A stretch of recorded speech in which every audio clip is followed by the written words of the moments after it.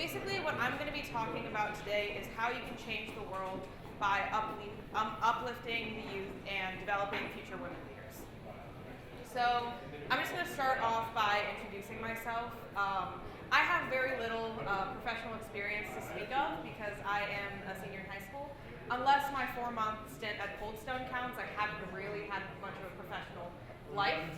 But I'm a martial arts instructor, I play field hockey, and since I was a kid, my family and I have been involved in some sort of community service project for literally as long as I can remember.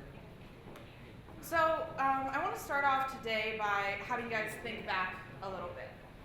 What was the first piece of technology you ever had any experience on? Was it maybe a clunky old desktop that used really slow dial-up internet at your parents' house? Or maybe it was your very first shiny BlackBerry flip phone? Now, I want you guys to think forward a little bit and think about when you decided you wanted to pursue the IT career field. Raise your hand if you were in high school and you took some sort of computer class and decided, oh, this is what I want to do. All right, now how about when you were in college, you were exposed to IT somehow and you thought, okay, this is a career I could see myself in. Raise your hand. And how many of you guys graduated college, got a job, and somewhere along the way, comp sci found you, and you decided, I want to go into IT, I guess this is what I'm doing now. Raise your hand. A lot of us, right? So as far as IT goes, the interest is getting broader and broader, but those interested are getting started younger and younger. As of 2017, 125 million people were employed in IT in the United States alone. But there is a huge subsection of our youth that's being cut off of this job market, and those are young refugee women.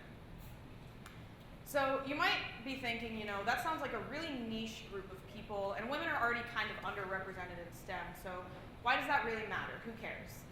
And I care, and here's why you should too. So the problem is twofold.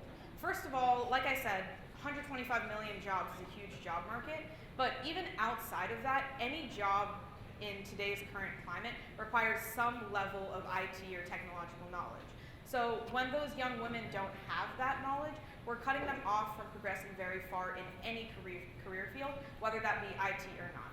But on the other side of the coin, looking at our own experiences within the IT community, let's face it, IT requires way more creativity than anyone really seems to give it credit for, right? And where does creativity come from? It comes from diversity of thought. The difference in gender, sexuality, race, overall life journey that makes you think and problem solve in the way that you do. And these young refugee women have an incredibly unique life journey that gives them this completely different way of thinking. And so by not educating them, we as a community are cutting ourselves off of this gold mine of creativity. So just for a little bit of background of what I'm talking about, the specific refugee group that I worked with were Bhutani refugees. In Ohio alone, in Columbus, there is about 40,000 Bhutani refugees living here.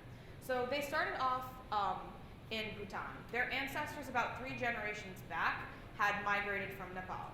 And when there was some political unrest in Bhutan, they were forced and pillaged out of the country, and they all trekked back to Nepal. But Nepal wasn't really ready to handle what they got, and so all of these people were living in the jungles outside of Nepal in ill-kept refugee camps. The UN tried to step in and help, but ultimately things just kept getting worse. And so these refugees some went to Europe, some went to Australia, and about 100,000 came to the United States. And like I said, of those 100,000, about 40,000 landed in the greater Columbus area. So they were living in camps kind of like this. And so when they heard they were coming to America, their expectation was, I'm gonna live the New York life. It's this land of opportunity, like my life is made. And where they actually ended up was pretty low income housing in Columbus, Ohio, which is obviously still better than the situation that they were in before, but it's no New York.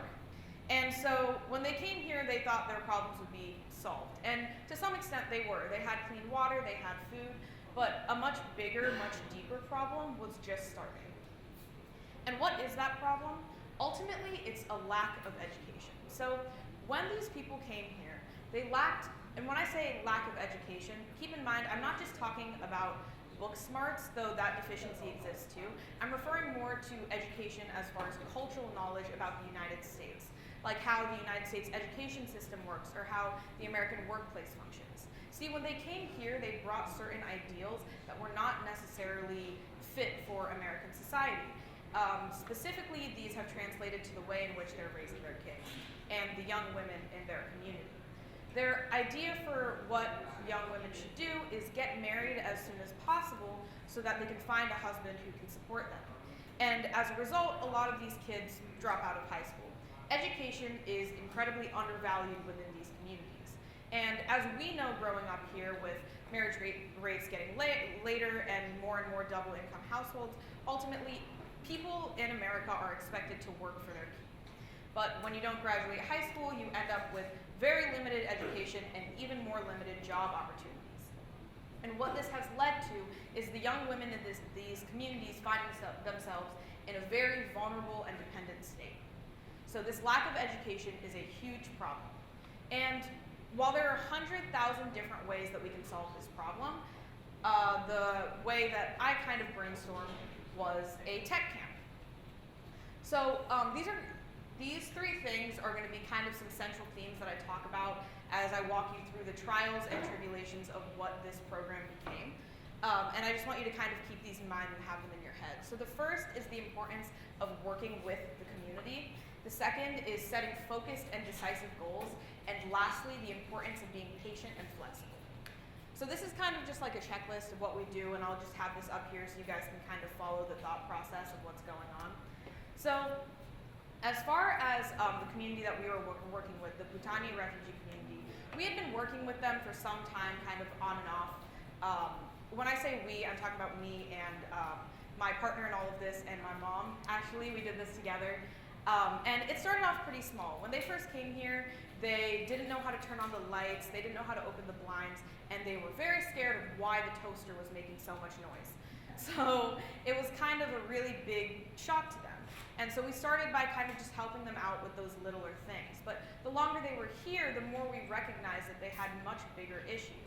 And what we saw was a need for education. So that was kind of that first step for us. Oh, and what I have here is basically what I talked about, their undervaluing of their education.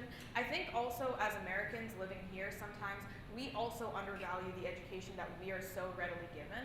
So what I have behind me is a slideshow of just different girls and their trip to school every single day, just so we can kind of reflect on how hard some people really do work to receive that education. So the first thing that we did, like I said, is we identified the community that we wanted to work with.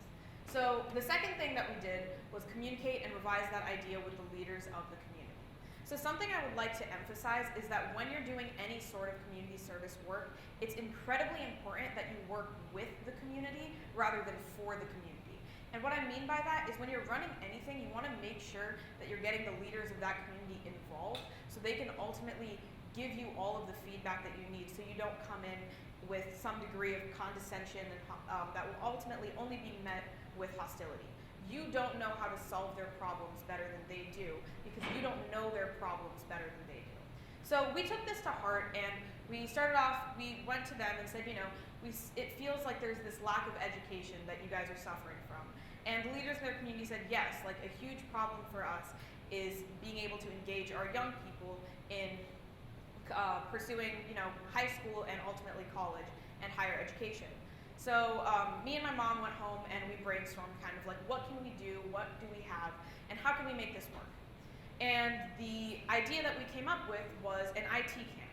Ultimately, these kids would be getting out of school, and over the summer they couldn't really afford summer camp, so let's put that together for them. And so we went back to the community leaders and kind of talked about it and said, here is our idea.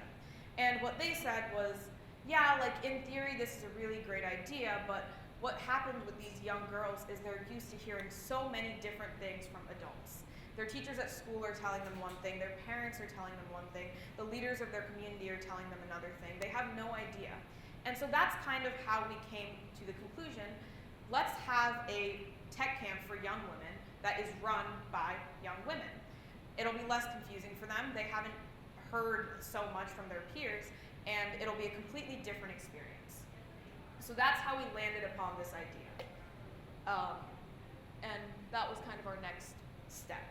Now, in theory, this was a wonderful idea. However, realistically, it was already March, and we had nowhere to run this camp, no idea how to run a camp, and no resources to do so. So we started off, like we always do, kind of talking to the people that we would want to engage. We held a small meeting at their community center and invited all the young women there to kind of come and talk to us. So we went there and we gave just like a very brief introduction of like, here's something that we would like to do and what do you guys like to do. And so we gave them a survey and collected that survey and just got some community feedback and went back home. And I would really like to say that like we went back home and just started planning this really cool, amazing camp, but I can't say that because that would be a lie. I think what happens with community service is when it's not your full-time job, realistically, sometimes it does have to take a backseat to exam week or performance reviews or whatever pressing matter is going on in your life at that time. And I would like to stress that that is okay. I think this current climate with community service kind of puts people in this mindset where there's this huge emphasis on quitting your job and selling your house and dedicating your whole entire life to helping other people. But I would venture to say that for most of us, if not all of us, that is not a realistic option. So once we were more able to go delve into what we had collected, we looked back at those surveys and we'd ask them just general questions about like what their favorite school subjects were and what they like to do outside of school so that we could get an idea of how to make this fun for them. But the most interesting response we got was to a question regarding their previous knowledge of anything computer related. So I'd ask them, you know, what computer classes have you taken at school? And not a single one of them had ever taken a programming class, a typing class. None of them even knew how to use a Word document. So when I was developing this entire program, I knew that was going to be something that we kept in mind every single step of the way. So where we went from there was you can't have a computer camp without computers, right? So we started looking for a space to hold this camp. We emailed every single computer lab that we could think of. We talked to local high schools, we talked to the library, and after several rejections, we got an email back from Columbus State Community College, and they said that they would be able to host this camp for 1 week at the end of June. And this was really great news for us, but also it was already the second week of May, and this was our first real break into everything. So we realized that we had 5 weeks to put together an entire 1-week program. And this is where the chaos kind of began. So we got our space, check, good. Next we had to kind of figure out, okay, so if we want to run a camp, we've got to get people to show up. So I started sending out emails, and this is where I kind of met like my first hurdle. Because like I said, we were working very closely with the community leaders, and I was finding that things were just not getting done in the amount of time that I needed them to get done. Like we said before, we were on a time crunch. So I started getting really frustrated, and I kind of noticed this is when I had to take my first step back. Because here I was trying to help these people, but I was getting this kind of devil on my shoulder that was saying, well, you're trying to help them and they're not trying to help themselves, and like that's the problem. Like that's the problem with this community. And as much as it's a really bad thing, anytime you're like doing something like selflessly or for others, I think we all get that little voice in our head to some extent of like, well, I'm doing so much. And like I said, this is where I kind of really had to step back and look at my approach. Because if I find myself getting mad at the people that I'm trying to help, then I'm no different than every single person that's not giving them a chance at all. So I kind of looked at my own approach and saw, what am I doing wrong? And I realized that I needed to open up the gateway so that they would feel comfortable telling me if they thought that something I was doing wouldn't necessarily be productive. And that's what I found was the most effective strategy, is really telling them I need your help. I need you guys to do this for me so that we can run this program. And I'm really open to hearing your suggestions. Because once I was able to do that and open that line of communication, I found that they were way more comfortable telling me, I don't really feel like this is a good use of our time, or I don't really feel like this is the best diversion of our resources. And once we did that, we were able to get the ball rolling much, much quicker. So we also put out like these flyers at local restaurants that were kind of like, here's what this is, here's what we're doing, and please contact us if you're interested. Us being me and my mom. At the time, this was a very, very small operation. So from there, we decided to get into the food and the curriculum. So one of the big pulls for these kids was that lunch was going to be provided. They were real excited about that. So I was like, okay, we've got to deliver. This was probably the most straightforward part of the entire process. Essentially, we just called local restaurants and said, hey, this is what we're doing. Would you be interested in sponsoring it? And the only question that we frequently got was like where the camp was going to be held, because they just wanted to know, is this in my consumer base? If it is in my consumer base, yeah, this is a good investment opportunity for us. So that's kind of where we started. And that was, like I said, pretty straightforward. From there, we went into the curriculum side of things. If we were going to run a camp, we needed things to teach them, right?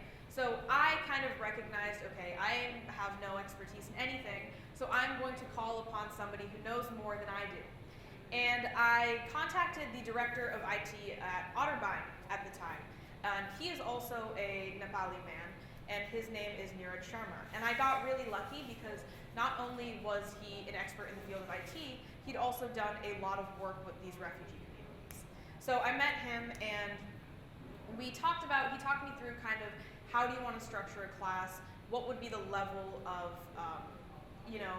content that you would be able to teach these kids.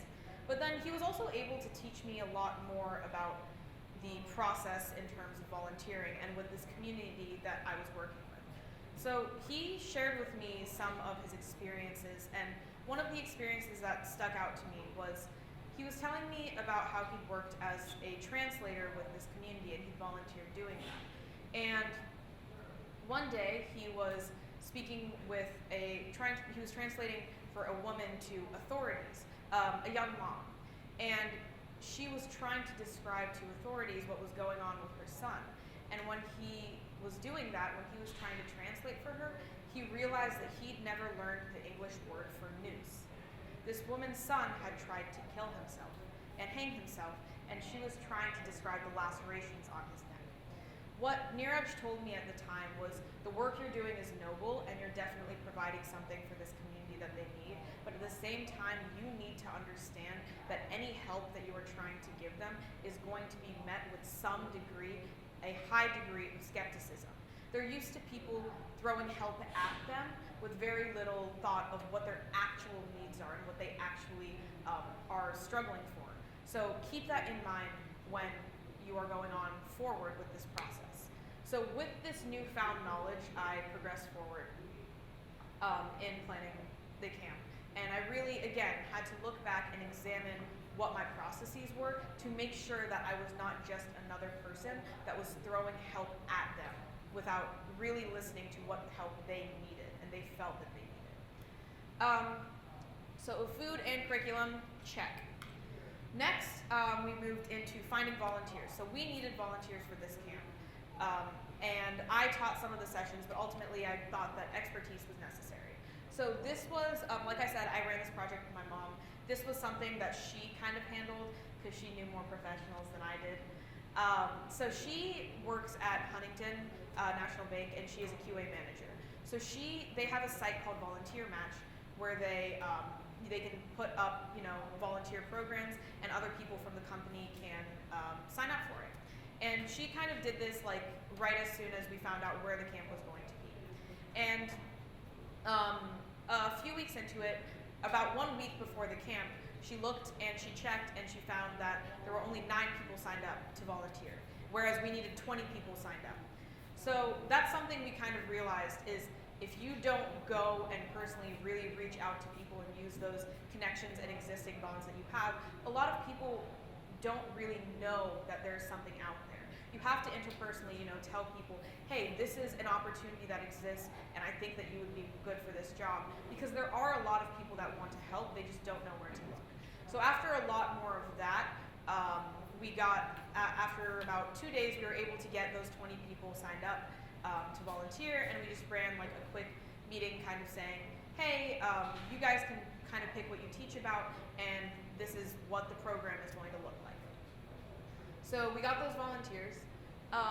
And then lastly, we kind of, throughout the entire process actually, we were looking for monetary donations because it's hard to run a program like this and make it fun without some bank of money. So essentially what we did was we just reached out to different tech organizations in our area. So we reached out to like Tech Systems and Women in Analytics and just let them know like, here's what we are doing, and we would love to have your support. So after a lot of that, we got about $650, which was enough money for us to pull it off. So the last thing that we did was, okay, so we've got everything set up. So let's just like have a meeting for the girls, let them know what's going on. We also got driver volunteers because we knew that the kids in this community wouldn't be able to come if they didn't have a ride because their parents either worked or didn't have a car or were not able to drive. So we had a meeting. I scheduled a meeting and said, you'll find out about everything that's going on at this camp, and you can come and we'll just kind of introduce ourselves to each other. I thought it'd be like a fun little nice thing. This is 3 days before the camp. So I set the meeting for 4 o'clock at their local community center. So 3:45, we kind of like get there and like we set up and everything's fine. And then nobody's there yet, obviously. So then 4 o'clock rolls around, nobody's shown up. I'm like, oh, well, okay, that's fine. 4:15, and there are 3 people there. So at this point, I was like, oh God, because here we are, we've set up everything, right? We have rides, we have volunteers, we have so much food, we have like a space where all of this is being held, and all of these people had donated these things in good faith, just with us and with our cause, and I was realizing that, maybe I was just gonna be eating a lot of Chipotle by myself because I don't know who's gonna be there. But we kind of ran this meeting, and at the end of it, the leaders of the community that had been helping us kind of just like tried to reassure us, like, no, don't worry, like, people will be there, they just didn't have the time or the means to get here today, but there will be people there. But honestly, it was at this point that I knew come Monday morning, I had no idea what to expect at all. So confirmation, kind of like a question mark, but we ran our meeting. So then from there, it is Monday morning, and camp starts at 10 o'clock. We get there, me and I have 2 other student volunteers, because the whole thing, all the camp counselors were also high schoolers. So I had 2 other volunteers, Jane and Yuna. Jane is actually here today watching, but we were standing upstairs kind of getting everything sorted out with IT, getting all the computer passwords ready, and I get a phone call. And I pick up, say hello, and it's one of my driver volunteers, and he tells me, hi, I'm downstairs, I've got a group of 7 kids, and another one of the cars just pulled up, and they've got 6 kids here too. Would you be able to send someone to come collect them? And I was like, yeah, sure. So I sent my volunteers downstairs to get them, and I was already thrilled, because 13 kids being there was like 13 more than I was expecting.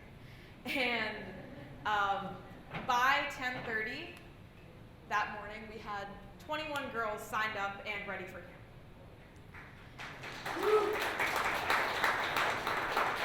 Thank you. And let me tell you, I realized, which I should have known, because at the time I myself was a 16-year-old girl, but really, once you can get that many teenage girls in a room together, they're gonna have fun no matter what you do. Like, you can't stop them.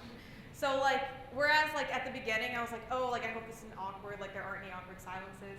By the end, I was just really, really hoping that we didn't get a noise complaint, because they'd started playing this game that they play in Bhutan and Nepal called Untitled, and it includes a lot of singing and yelling and banging on tables. And we were on a college campus, so Luckily, we got away without getting kicked out. But yeah, so we kind of carried them throughout the week. We got to really like see them grow, and they got to learn a lot too. And I'll take you a little bit into the curriculum here. I'm not going to go too in depth on it because most of it is like pretty straightforward. But we had like different experts come in and teach different things. That first day, we just created kind of their first like platform. Out of the 21 girls that were there, and this is girls aged like 12 to 18, but most of them, I would say about 15 of them were in the 16 through 18 age bracket. None of them had an email account. I think 2 of them had like a Gmail account that they could actually use, which was mind-boggling to me. But so we created like a Gmail account for them, and then we talked to them a little bit about driving stuff. That afternoon, we taught them about social media and social media safety. That was a class taught by myself and my other student volunteers. This was actually very close to the genesis of this entire idea. I kind of started with the brainstorm. I go to Dublin Jerome High School, which is a really good high school, and every single year we have to watch a social media safety presentation about how to be safe in chat rooms and what you should do with MySpace, which is not super relevant to us, to say the least. And I remember thinking, you know, if this is what I'm getting at my like pretty nice high school, I cannot imagine what they are learning. And I kind of figured, you know, no teenage girl wants to hear about how to use Instagram by a 40-year-old man. So that is kind of a lesson that I taught. Then like throughout the week, we had different kind of things. One of the unique things that we had was one of our volunteers was actually a Tibetan refugee that worked in business analyst at Huntington. She was on the business side of IT. So she kind of talked to them through her journey, and it was mind-boggling to them how similar it was to their journey and how much she was able to accomplish. And something that she really, really emphasized to them was that what they considered to be their weaknesses now or their pitfalls as refugee children is what allowed her to become so successful and what made her strengths. All of the strife and responsibilities she had to take on as a kid because her parents couldn't do everything, that is what made her successful late in life. And that was really, really empowering for these young women. So we kind of went through like all these basic things, and then very introductory level stuff. And then on the last day, we had kind of our most prototypical kind of session. So we looked at, you know, we are on a college campus, Columbus State Community College. Let's use the resource that we're being given right now. Like I said at the beginning, a lot of these kids don't finish high school, and those who finish high school, very few of them go to college. And so what we thought was, let's give them a tour of Columbus State, because this is probably a much more viable option for a lot of those girls. It's more feasible because they don't have the money, and most of them can't really leave home, as a lot of these young women were the head of their household. So we took them on a tour, and it was amazing to see some of these girls realize that college, when you think college, and especially when they think college, they think about a $40,000 a year, 4-year institution. And this was completely different from that. And for them hearing that if they were young women they entered in the STEM field, they could get 50% off of their tuition immediately, like their eyes were bulging out of their head. Suddenly college wasn't something that was just spending money they don't have on a career that they have nothing to do with. So that was really amazing for us. And ultimately, they came back, and that was kind of our last day. We had them talk through what they learned and what they had learned about themselves throughout this entire experience. And right as we were about to leave, I was cleaning up, and all the other girls were going downstairs to take their final ride home. And 3 girls came up to me, and they were carrying their C-State portfolios. And they said, like, hey, I had never really thought about it before. I always wanted to just kind of go into cosmetology, but after this camp, I think that I'm going to apply to college next year. And as of today, 3 out of 3 of the seniors that have gone through this program are enrolled at C-State, Otterbein, and 1 is doing ROTC for the United States National Guard. So for us, that was really what this entire thing was So we finished off by giving them these certificates of completion, and basically what this was for was to say, hey, here's something that you have accomplished all by yourself. Here's something that you did. And now that you've started accomplishing things, don't stop. This is just the first step on a much longer journey for you.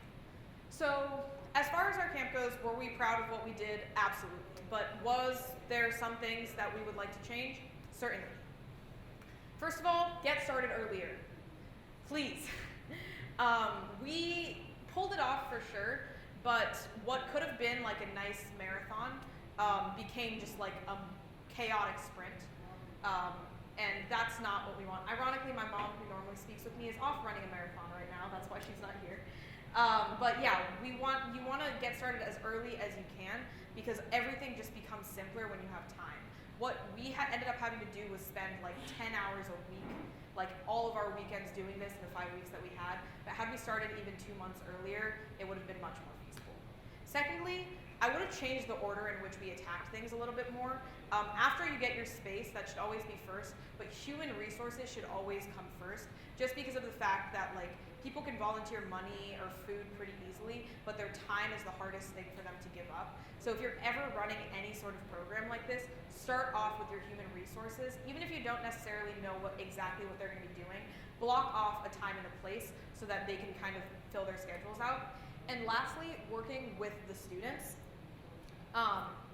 It's important, something that we realized that we did, because we didn't have a lot of time, we worked more with the leaders of the community and let them disperse the information. But in the planning process, we realized that if we worked more closely with the students and with their parents to make sure that everybody knew what was going on, it would have been easier to kind of get everybody on board and understanding what they were doing. So, in summary, the kind of 3 ideas that we talked about at the beginning. Working with the community. So like I said, I've talked about this a lot and I don't want to be a dead horse, but when you are working with a community and trying to help people, ultimately if you go into it like you know what's best and what is best for them, it's impossible to do that without coming off with some degree of condescension that's only going to be met with hostility. And if the people who you're trying to help feel hostile towards you, that's a problem. Secondly, setting focused and decisive goals. So programs like this and processes like this are ultimately like the choose your own adventure from hell. Like there's so many different routes you can take and roads you can take and options you can have, and it just becomes, it's very easy to become so overwhelmed by that. So how we combated this was we set very focused goals early on. And there's kind of 2 types of goals that you can set. So there's more clear-cut, explicit goals that are just, I want all of these girls to be somewhat proficient in Microsoft Word by the time that they leave here. And then there's more abstract goals, like one of ours was we want to build their confidence and their ability to educate themselves, both in high school and college. And obviously those kind of hold a different place, but what both of those things act as is kind of a compass or a measuring stick, so that when you have to make a decision, you can just look at what best achieves the goals that I have already set, and you won't stray too far from that. And lastly, being patient and flexible. So when you are going into any other setting that you're not necessarily, even if you're part of it to some extent, that you're not completely immersed in, it's not a life that you are living, it's really easy to go in with like, this is my mindset of problem solving. And that outsider perspective is kind of what makes you able to help. But at the same time, you have to be accepting and understanding of the fact that they do not always run things the same way that you run things. And I found that this was a very big issue for me early on. But what I found was, like I said, the most successful strategy in dealing with this was just opening that line of communication so that people always felt comfortable telling me, you know, this is what I think will work, this is what I don't think will work. And also just being persistent and making sure people really understand what you're asking them to do. A lot of times people are embarrassed to say, like, I don't know. So making them feel comfortable to ask you questions was a really big thing for us. So that is near the conclusion of what I'm going to talk about today, I have a co-speaker today who is going to tell you about a similar program that she ran that is more in depth on kind of the curriculum of what she did. There we go. Yeah, so I'm kind of a last minute add-on to this talk, so therefore we're kind of like all over the place. But I want to just talk a little bit about if you want to volunteer for something like this and potentially teach how to code, what you should try to do. How many of you taught yourself how to code? Yeah, so most of you, right? And I feel like we just don't really know how to teach people how to code, and we kind of suck at it a little bit. So I'm actually a PhD student at Ohio State, and I do one of my basic line work is kind of statistical genomics, and I code a lot in R. And how many of you know R? Alright, a few. It's mostly for like statistical analysis, but I'm also the organizer of Our Lady's Columbus, so that's kind of what I do every month, like literally just show something of a code and do things in R. I also just became like this typist instructor, so I've been involved a lot teaching in R and how to really improve my teaching potentially as well. And I got involved with this data science for women summer camp through TBAI, which is the Translational Data Analytics Institute at Ohio State. And they came to one of my talks when I was talking about art, and they thought, oh, this is so awesome, you should do this for the kids too. And I was like, oh yeah, of course it is awesome. Totally, I'm happy to do that. Well, I didn't think too much about it, but actually things aren't necessarily that easy sometimes when you try to make code look really fun.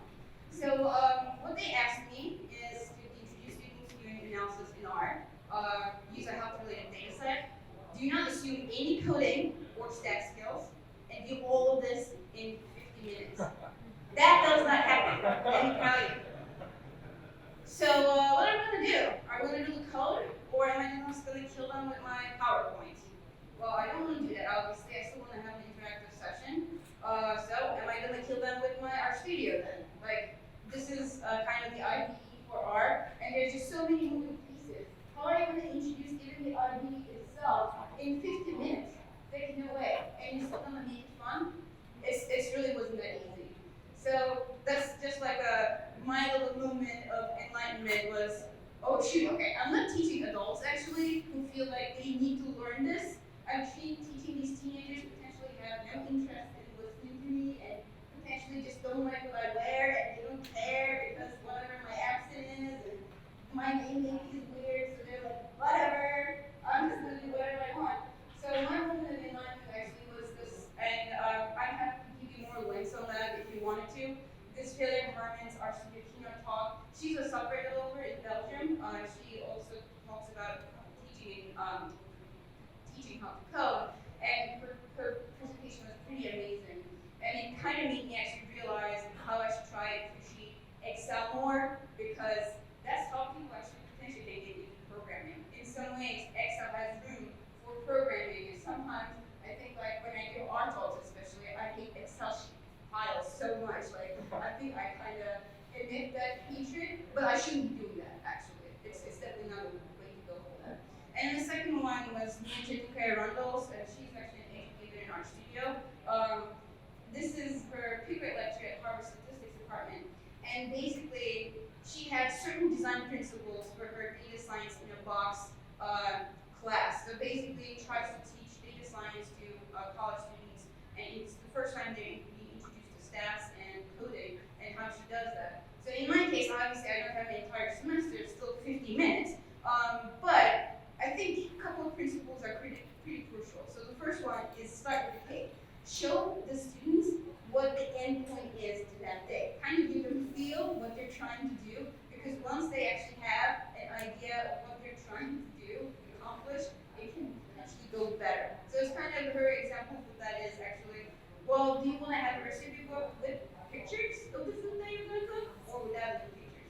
You always go with the one with the pictures, right? Because you want to see the last basic presentation of your end point versus just having instructions and doing this and that. You're kind of lost. It's the first time you're trying to cook something. You have no clue what's going on, right? And then the second one was cherish day one. And in our case, especially if you saw that third one, there were so many other things, right? And then there's this one little part for coding. And that was exactly the same thing in my case. Like, these women were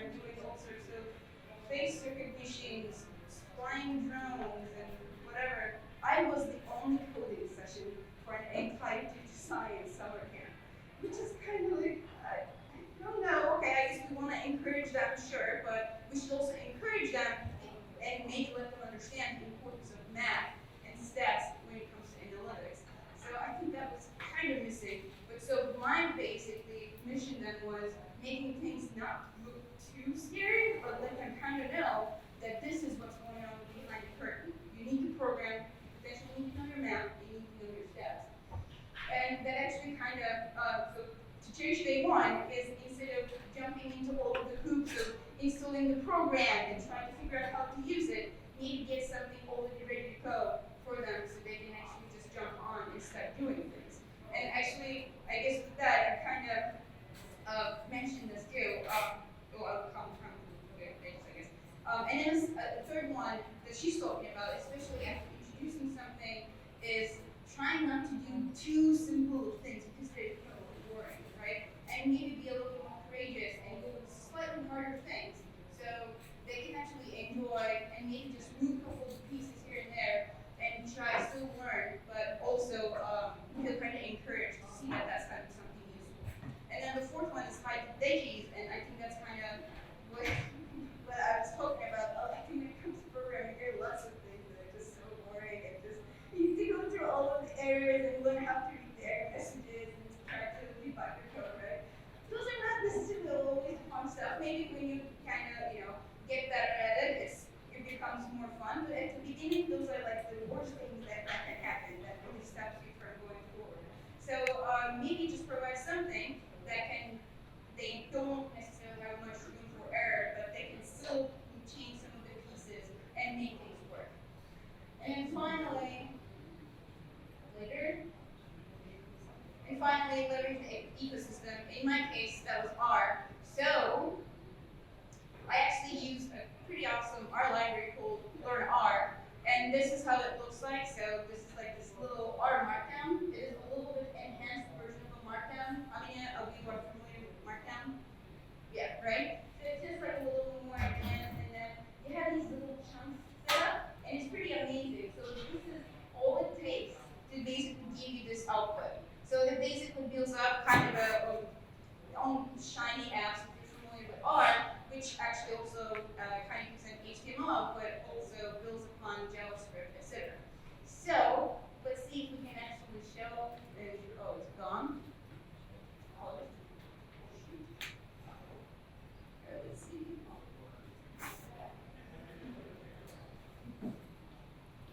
There we go. All right, let's see.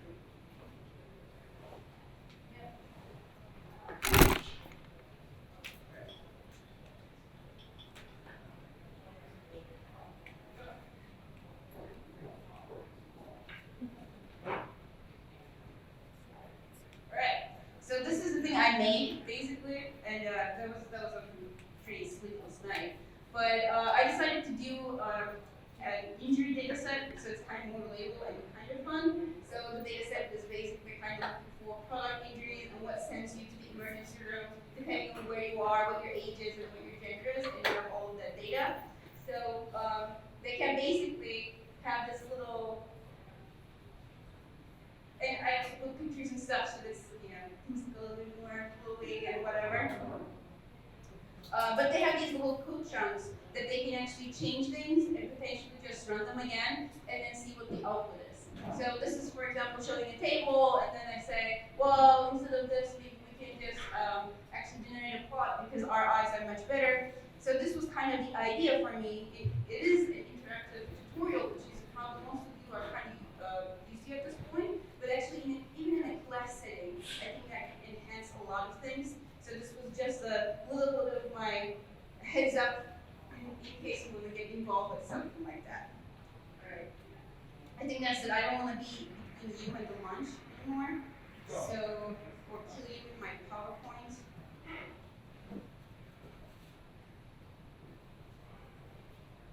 Yeah. Oh, I need to end this focus again. All right, there we go. Let me mic myself up. All right, I think I'm good. So, like she said, I do not want to stand in between anybody and their hot chicken. So I'm just going to wrap up really quickly with what it is that I and we are asking you to do. So, am I asking you to, corral your local group of refugees and force them into a code camp? No, don't do that. I'm really just asking you to do three things. First of all, listen. Everyone has problems, and I think this will kind of bridge a gap that I'm sure a lot of you guys have been thinking about is, I'm not really a part of, I don't really know where to start. Like, I don't know people that are struggling like that. But if you really listen to the issues of the people around you, that's really the starting point as far as being able to reach out and help with the resources that you have. Second of all, think. Think about the issues and problems that you see. Think about solutions. And I know that everyone does those first two steps all the time because we love to complain. As a society, we love complaining. And complaining is really just listening to other people's problems and then thinking about how things would be so much better if you were in charge of everything. So if you can do those first two things, you're like 90% of the way there. But that last step is what really stops us from progressing forward. And that last step is acting. Think about it. You are a part of so many communities. You individually are part of so many different communities. Maybe you play basketball and you're part of your basketball team community. And then you're a parent and you go to pick up your kid from preschool and you're part of that preschool community. You individually are a part of so many different communities. And the intersection of all of those communities in you as a person is what gives you the unique ability to help other people. You are also part of the IT community. And the IT community has so many different resources and an overall outlook that other people don't really have, and you don't necessarily think about it. But you as the intersection of all of these communities have a very, very unique perspective to offer the world. And like I said, there are maybe 50 of you guys in this room, and altogether, individually, you guys can come up with 100,000 different solutions to these problems.